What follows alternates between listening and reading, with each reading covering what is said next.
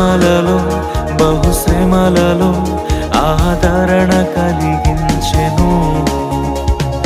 వాక్యమే కృపా వాక్యమే నన్ను వీడని అనుబంధమై నీ మాటలే జలధారలై సంతృప్తినిచ్చెను.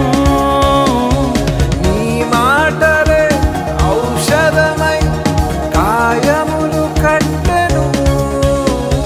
నీ మాటే మధురం కరుణించే యేసయ్యా.